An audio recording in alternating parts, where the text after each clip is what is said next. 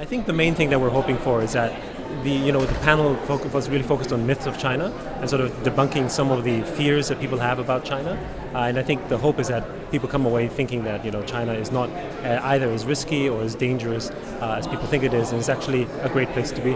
I mean, I think one of the myths that I thought was interesting was about foreigners, especially in the context of this conference, how foreigners are not succeeding in China. And I think we talked about the successes of companies like Apple or Samsung or the luxury brands or even some of the car brands. I mean, they sell really well in China. So clearly there is a market for it, but people look at more of the failures than they look at the successes because it seems to be more of them.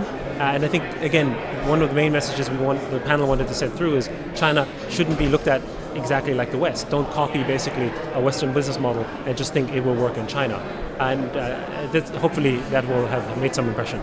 I don't know that the consumers differ that greatly in the sense that they are both aspirational, they want to have fun, right? They like good things, they like nice things. I mean, a Mercedes-Benz is popular in China as it is in Europe, as it is in America, for instance, right? So I don't think that's really that different. I think the only difference here is, of course, there's language, which creates some barriers and then some understanding. And then perhaps for many of the Western companies that come to China, they're probably not spending enough time in China to understand the local culture. But the aspirational side, the youth, I mean, they love a lot of everything that comes from the West. Well, 10 years is a long time. But I would say that for China, you would imagine that there would be probably a bigger middle class at this point.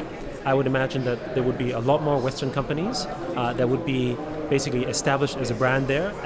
And right now what's already happening is there's a lot of, if you look at the revenue sizes for many of the European, I would say fashion luxury brands, more of it is coming from China. I would not be surprised that maybe most of it might be coming from a place like China.